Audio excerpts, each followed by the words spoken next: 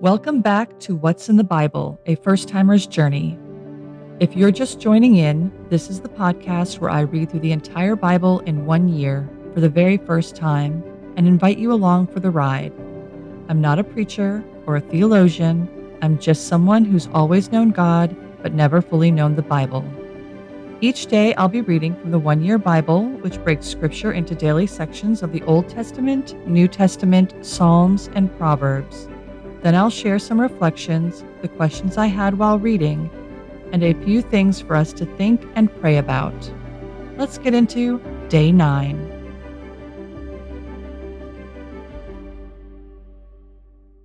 Genesis 21 through 22:24. Abraham moved south to the Negev and lived for a while between Kadesh and Shur, and then he moved on to Gerar. While living there as a foreigner, Abraham introduced his wife Sarah by saying, "She is my sister." So King Abimelech of Gerar sent for Sarah and had her brought to him at his palace. But that night God came to Abimelech in a dream and told him, "You are a dead man, for the woman you have taken is already married." But Abimelech had not slept with her yet. So he said, "Lord, will you destroy an innocent nation? Didn't Abraham tell me she is my sister?" And she herself said, "Yes, he is my brother. I acted in complete innocence. My hands are clean." In the dream, God responded, "Yes, I know you are innocent. That's why I kept you from sinning against me, and why I did not let you touch her. Now return the woman to her husband, and he will pray for you, for he is a prophet. Then you will live. But if you don't return her to him, you can be sure that you and all your people will die." Abimelech got up early the next morning and quickly called all his servants together. When he told them what had happened, his men were terrified. Then Abimelech called for Abraham. "What have you done to us?" he demanded. "What crime have I committed that deserves treatment like this, making me and my kingdom guilty of this great sin? No one should ever do what you have done. Whatever possessed you to do such a thing?" Abraham replied, "I thought, this is a godless place. They will want my wife and will kill me to get her. And she really is my sister, for we both have the same father, but different mothers. And I married her. When God called me to leave my father's home and to travel from place to place, I told her, 'Do me a favor. Wherever we go, tell the people that I am your brother.'" Then Abimelech took some of his sheep and goats, cattle, and male and female servants, and he presented them to Abraham. He also returned his wife Sarah to him. Then Abimelech said, "Look over my land and choose any place where you would like to live. Look, I am giving your brother 1,000 pieces of silver in the presence of all these witnesses. This is to compensate you for any wrong I may have done to you. This will settle any claim against me, and your reputation is cleared." Then Abraham prayed to God, and God healed Abimelech, his wife, and his female servants, so they could have children. For the Lord had caused all the women to be infertile because of what happened with Abraham's wife Sarah. The Lord kept his word and did for Sarah exactly what he had promised. She became pregnant, and she gave birth to a son for Abraham in his old age. This happened at just the time God had said it would, and Abraham named their son Isaac. 8 days after Isaac was born, Abraham circumcised him as God had commanded. Abraham was 100 years old when Isaac was born. And Sarah declared, "God has brought me laughter. All who hear about this will laugh with me. Who would have said to Abraham that Sarah would nurse a baby? Yet I have given Abraham a son in his old age."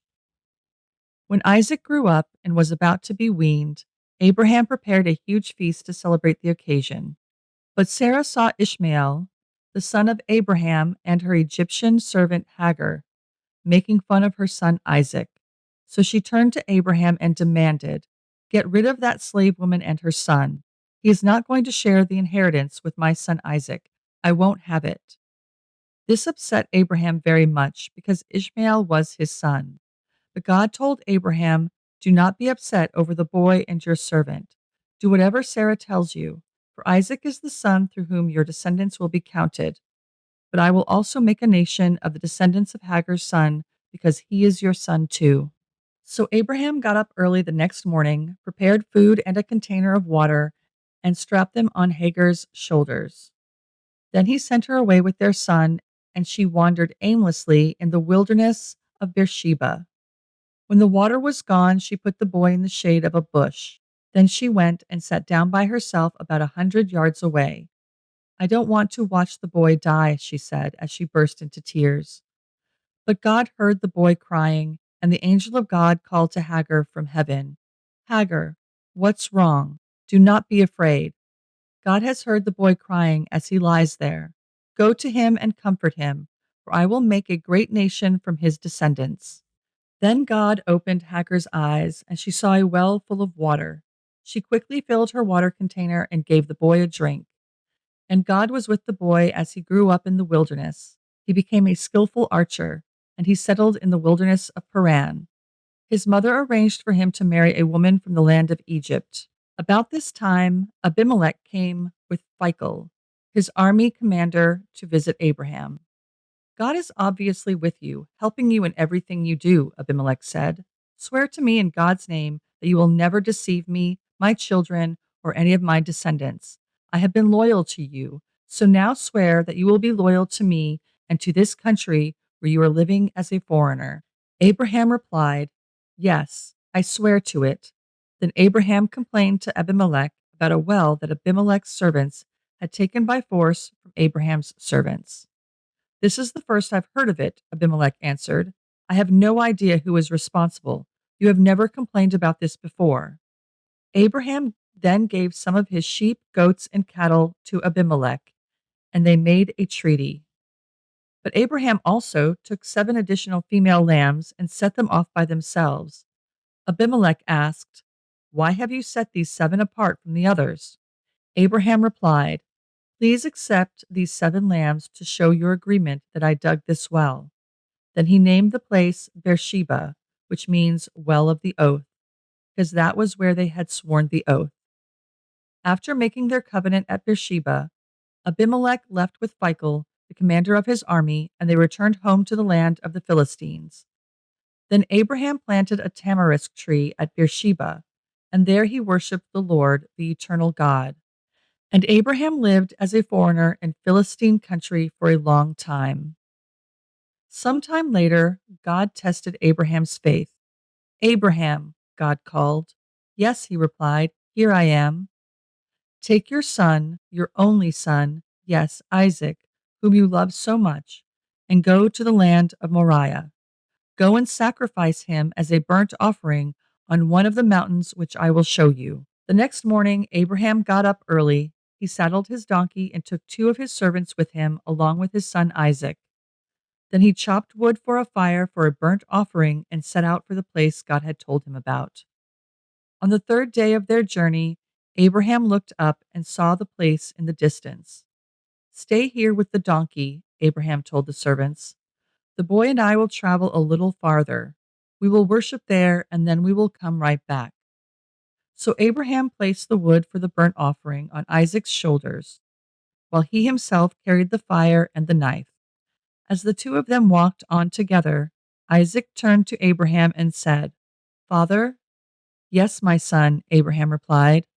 "We have the fire and the wood," the boy said. "But where is the sheep for the burnt offering?" "God will provide a sheep for the burnt offering, my son," Abraham answered, and they both walked on together. When they arrived at the place where God had told them to go, Abraham built an altar and arranged the wood on it. Then he tied his son Isaac and laid him on the altar on top of the wood. And Abraham picked up the knife to kill his son as a sacrifice. At that moment, the angel of the Lord called to him from heaven, "Abraham, Abraham." "Yes," Abraham replied, "here I am." "Don't lay a hand on the boy," the angel said. "Do not hurt him in any way, for now I know that you truly fear God. You have not withheld from me even your son, your only son."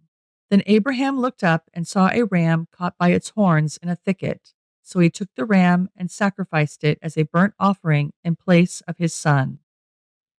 Abraham named the place Yahweh Yireh, which means the Lord will provide. To this day, people still use that name as a proverb. On the mountain of the Lord it will be provided. Then the angel of the Lord called again to Abraham from heaven. This is what the Lord says.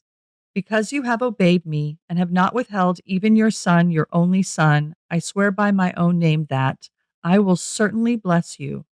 I will multiply your descendants beyond number, like the stars in the sky and the sand on the seashore. Your descendants will conquer the cities of their enemies, and through your descendants all the nations of the earth will be blessed, all because you have obeyed me. Then they returned to the servants and traveled back to Beersheba, where Abraham continued to live. Soon after this, Abraham heard that Milcah, his brother Nahor's wife, had borne Nahor 8 sons. The oldest was named Uz, the next oldest was Buz, followed by Kemuel, the ancestor of Aramenes, Kesed, Hazo, Pildash, Jidlaph, and Bethuel. Bethuel became the father of Rebekah. In addition to these 8 sons from Milcah, Nahor had 4 other children from his concubine Reumah. Their names were Tebah, Gahem, Tahash, and Makkah. Matthew 7:15-29. Beware of false prophets who come disguised as harmless sheep, but are really vicious wolves. You can identify them by their fruit, that is, by the way they act. Can you pick grapes from thorn bushes or figs from thistles? A good tree produces good fruit, and a bad tree produces bad fruit. A good tree can't produce bad fruit, and a bad tree can't produce good fruit. So every tree that does not produce good fruit is chopped down and thrown into the fire. Yes, just as you can identify a tree by its fruit, so you can identify people by their actions. Not everyone who calls out to me, Lord, Lord, will enter the kingdom of heaven. Only those who actually do the will of my Father in heaven will enter. On Judgment Day, many will say to me, Lord, Lord, we prophesied in your name and cast out demons in your name and performed many miracles in your name. But I will reply, I never knew you. Get away from me, you who break God's laws. Anyone who listens to my teaching and follows it is wise, like a person who builds a house on solid rock. Though the rain comes in torrents and the floodwaters rise and the winds beat against that house, it won't collapse because it is built on bedrock. But anyone who hears my teaching and doesn't obey it is foolish, like a person who builds a house on sand. When the rains and floods come and the winds beat against that house, it will collapse with a mighty crash. When Jesus had finished saying these things, the crowds were amazed at his teaching, for he taught with real authority, quite unlike their teachers of religious law. Psalm 9:1-12. I will praise you, Lord, with all my heart. I will tell of all the marvelous things you have done. I will be filled with joy because of you. I will sing praises to your name, O Most High. My enemies retreated. They staggered and died when you appeared. For you have judged in my favor. From your throne you have judged with fairness. You have rebuked the nations and destroyed the wicked. You have erased their names forever. The enemy is finished in endless ruins. The cities you uprooted are now forgotten. But the Lord reigns forever, executing judgment from his throne. He will judge the world with justice and rule the nations with fairness. The Lord is a shelter for the oppressed, a refuge in times of trouble. Those who know your name trust in you. For you, O Lord, do not abandon those who search for you. Sing praises to the Lord who reigns in Jerusalem. Tell the world about his unforgettable deeds. For he who avenges murder cares for the helpless. He does not ignore the cries of those who suffer. Proverbs 2:16-22. Wisdom will save you from the immoral woman, from the seductive words of the promiscuous woman. She has abandoned her husband and ignores the covenant she made before God. Entering her house leads to death. It is the road to the grave. The man who visits her is doomed. He will never reach the paths of life. So follow the steps of the good and stay on the paths of the righteous. For only the godly will live in the land, and those with integrity will remain in it. but the wicked will be removed from the land, and the treacherous will be uprooted. Key verse summaries. In the Old Testament, today's Old Testament reading spans some of the most memorable moments in Abraham's story. First up, Abraham once again tells a king, this time Abimelech, that Sarah is his sister. Yep, again. But God steps in and warns Abimelech in a dream, keeping him from sin and protecting Sarah. Then finally, Isaac is born. God's promise is fulfilled, and Sarah laughs with joy. But that joy doesn't last long for everyone. Sarah becomes protective of Isaac's future and demands that Abraham sends Hagar and Ishmael away. Abraham's heart breaks over this, but God tells him to listen to Sarah, and he promises to take care of Ishmael too. And then comes one of the most difficult passages we've seen so far. God tells Abraham to sacrifice Isaac. Abraham obeys without question, but just as he raises the knife, God stops him and provides a ram instead. It's a test of trust, and Abraham passes. New Testament. We wrap up the Sermon on the Mount today with a series of warnings and a parable. First, Jesus tells us to watch out for false prophets, people who look good on the outside but are really wolves in disguise. He says we'll know them by their fruit, just like you know a tree by what it produces. Then he says something kind of unsettling. Not everyone who calls him Lord will enter the kingdom of heaven, only those who do the will of the Father. And finally, Jesus shares a parable about two builders. One builds on solid rock, his teaching, and the other builds on sand. One house stands firm, the other crashes down. That's what it's like when we build our lives either on or without him. Psalm 9, 1 through 12. David pours out praise to God, remembering how God has shown up in the past. He celebrates that God defends the oppressed and never forgets those who cry out to him. The psalm reminds us that justice and mercy are always present in God's character, even when we're in the middle of a hard season. Proverbs 2:16 through 22. The Proverbs today focus on avoiding destructive influences, especially ones that seem appealing but ultimately pull you away from truth. It's a reminder that not every path that looks good is good, and staying grounded in wisdom is what keeps your life steady. Now let's get into some of the questions that came up for me while reading today's passages. I had quite a few of them. I'm going to get into a few questions about Abraham and Isaac. Why would God test Abraham by asking him to sacrifice Isaac if he already knew how Abraham would respond? This wasn't about God needing information, it was about Abraham needing transformation. The test wasn't for God's benefit, it was for Abraham's. It was a chance to prove and deepen his trust. Think of it like a trust fall, but on a cosmic scale.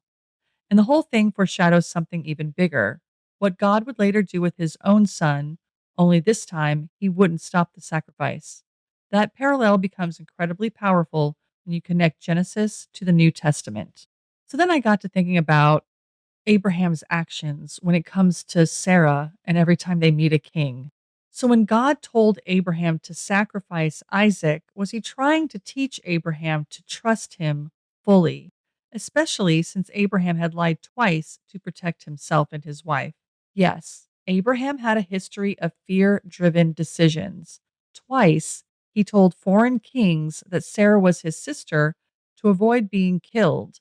Both times, God had to step in to protect Sarah and keep things from going completely off the rails. But when God asked him to sacrifice Isaac, Abraham didn't lie. He didn't run. He didn't argue. He obeyed. And that showed how far his faith had come. It was like God gave him one more chance to fully trust, and this time he did. After lying twice about Sarah being his sister, does Abraham ever do it again? Surprisingly, or maybe not surprisingly, no. The two incidents we know of are in Genesis 12 with Pharaoh in Egypt and Genesis 20 with King Abimelech. In both cases, Abraham feared the ruler would kill him to take Sarah as his wife. So he claimed she was his sister. And technically, she was his half sister, but it was still deception. and both times it backfired until God stepped in. After Genesis 20, we don't see Abraham repeating that behavior again. In fact, his character starts to show more consistent faith. By the time we get to Genesis 22, when God asks him to sacrifice Isaac, Abraham responds with immediate trust and obedience, no schemes, no shortcuts. So it seems like Abraham did learn eventually. And honestly, that's comforting because even someone as important as Abraham didn't get it right the first time or the second, but he kept walking with God and grew into the kind of faith that Hebrews 11 later praises. So from the New Testament, in Matthew 7:21, Jesus says, "Not everyone who calls him Lord will enter the kingdom, only those who do the will of the Father." But I thought we weren't saved by works. What's the difference between doing God's will and doing works? So the answer comes down to motivation and relationship. We're not saved by doing things for God. We're saved by knowing Him and trusting Him. But real faith changes your life. If there's no change, it calls the faith into question. So, works equals trying to earn favor or look good. Doing God's will equals obedience that follows from a heart that trusts God. It's not about a checklist, it's about connection. And if we're truly connected to God, we're going to start wanting what He wants, and that shows up in how we live. Okay, but in James 2:17 it says, "Faith without works is dead." Doesn't that make it sound like faith doesn't matter unless we do works? So although it seems like James is contradicting Paul, he's not. They're just focused on different angles. Paul says we're saved by faith alone. Ephesians 2:8 through 9. James says if that faith is real, it will naturally lead to action. Think of it like this: faith is the root, works are the fruit. You're not saved by good works. But if your faith never bears fruit, then James is saying that maybe it wasn't real to begin with. It's not about earning, it's about evidence. Jesus made the same point when he said, "You will know them by their fruit." All right, let's get into our reflections for the day. Reflection prompts. Abraham's obedience to God, even when it made no sense, invites us to ask, what are we holding on to tightly? What's something we might struggle to surrender if God asked? Jesus says a good tree produces good fruit. So, what kind of fruit is showing up in your life right now? And what does that say about what your life is built on? David's psalm reminds us that God hears the cries of the afflicted. Is there something you've been struggling with, but haven't fully handed over to Him yet? Journal prompt. Today's journal prompt: write about a time when trusting God didn't make sense, but you did it anyway. What happened?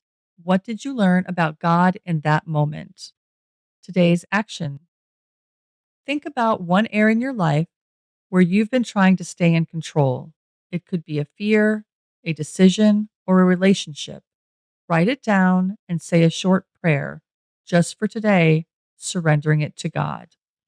Key verse: when the foundations are shaken, the righteous will never be uprooted. Proverbs 2:21. Thanks for being here today on What's in the Bible, a First Timer's Journey.